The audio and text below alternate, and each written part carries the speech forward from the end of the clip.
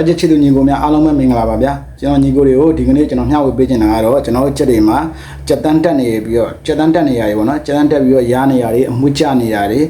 ညာဘက်တွေမငြိမ်မသက်အိမ်မရဖြစ်နေတာမျိုးတွေပေါ့နော်ဒါမျိုးတွေဆိုရင်ကျွန်တော်တို့ချက်တွေကအားနေပြီးတော့ဝိတ်ကြတာမျိုးတွေဖြစ်တတ်ပါတယ်နော်ဒါမျိုးဖြစ်နေတယ်ဆိုရင်ဘယ်လိုပြောက်ခွင့်အောင်ကုသရမလဲဆိုရက်တဘာဝဆေးနည်းလေးကိုကျွန်တော်နဲ့အတူတူဒီဗီဒီယိုမှာညီကိုလိုက်ကြည့်ပေးဖို့ဖိတ်ခေါ်ပါတယ်ကျွန်တော်မျှဝေပေးပါမယ်ဗျာကဲညီကိုဒါဆိုရင်တော့ဗီဒီယိုလေးကိုစလိုက်အောင်ဗျာကြက်တန်းကဒီကြက်မှာကြာနေတယ်ဆိုရင်ကြက်မှာဆိုဒီကြက်ရဲ့ခန္ဓာကိုယ်ပေါ့နော်အဲ့ဒီကြက်ကလေးလေးတွေအမွှေးလေးတွေမှာ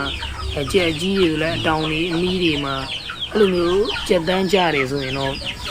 ဆိုင်ကယ်အင်ဂျင်ဝိုင်ပြီးရမလားဆိုင်ကယ်အင်ဂျင်ဝိုင်ကြာလीအဲ့လိုအမဲနေတဲ့ဆိုင်ကယ်အင်ဂျင်ဝိုင်ကြာလေးတွေအဲ့ဒါလေးနဲ့အဲ့ကြက်တန်းရှိတဲ့နေရာလေးတွေကိုလူးပေးလိုက်ပြအဲ့လိုလေးလူးပေးလိုက်မယ်ဆိုရင်ညီကိုအဲ့ဒီဟာလေးတွေ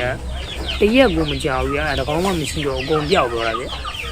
ျအကုန်တကောင်းမှမရှိတော့အကုန်ခန္ဓာကိုယ်မှာကြားတဲ့ချက်တန်းဆိုရင်အင်းဝိုင်းကြားနေပျောက်နေဗျအဲဒါမှမဟုတ်ညီကိုကဟိုချက်ချန်နေလို့ချက်ဥချင်းနေလို့အဲ့လိုမျိုးနေရာတွေမှာကြားတယ်ဒါမှမဟုတ်တချို့ချက်တန်းတွေကျတော့လူအိတ်တဲ့နေရာတွေမှာပါလာတာရှိရတယ်တချို့ချက်တန်းများရဲ့အဲ့လိုမျိုးလူတွေရဲ့အိတ်ရတဲ့နေရာမှာအဲ့လိုမနိုင်ဘူးရောက်စီနေအများကြီးရှိတယ်ဗျ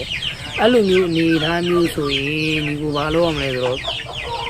ကျွန်တော်တို့လေပင်စိမ်းရွက်လေးသိရမလားဟင်းခတ်တဲ့ပင်စိမ်းရွက်ဟင်းခတ်တဲ့ပင်စိမ်းရွက်လေးတွေက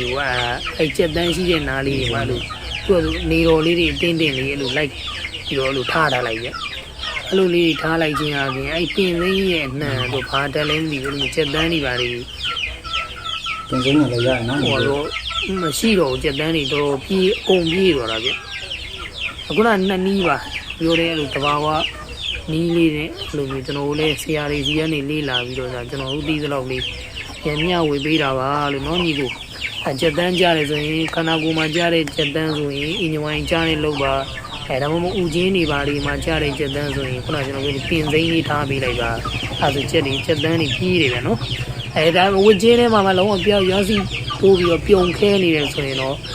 တန်ရှင်းမှုလည်းလိုတာပေါ့ဗျာဝစ်ချင်းလေးတွေကိုရှင်းပေးလိုက်ရှင်းပြီးထုံးလေးပါလေးဖြူပြီးမှခဏပင်စိမ်းလေးထားလိုက်ချက်တန်းရှိတင်လို့တော့မရှိတော့ဘူးဗျာနော်ညီကိုတော့သိနေတာရှိရင်လေအဲ့လိုကွန်မန့်မှာမေးထားလိုက်ပါကျေးဇူးပါညီကိုဒီကိုမျှဝေပေးတာတော့ခုနကကျွန်တော်ပြောတဲ့လူစားတဲ့ပင်စိမ်းရွက်ပဲဟိုပင်စိမ်းရွက်ကိုဒီချက်တန်းပေါ်နေရမှာပေါ့ထားပြီးရုံနဲ့ချက်တန်းကြီးပြေးသွားတယ်ဆိုတာပေါ့နော်ပြီးလို့ရှိရင်ဆိုင်ကယ်အင်ဂျင်ဝိုင်းအကျနဲ့လည်းပဲကျွန်တော်တို့ချက်တန်းရှိတဲ့နေရာကို3လိမ့်ပေးမယ်ချက်တကူလုံးကိုလင်းပေးနေပြဿနာမရှိဘူးဗျအဲ့လိုမျိုးလင်းပေးနေလည်းပဲပျောက်ကင်းတယ်နောက်ကျွန်တော်ဒီတနည်းကတော့ကျွန်တော်တို့ငငယ်ရပါတော့ဒီလက်တွေ့ကြဒီတော့ဘတ်တွေမှာခေါ်တဲ့ဒီမှာဟိုဗီဇာရွက်တို့ဒီ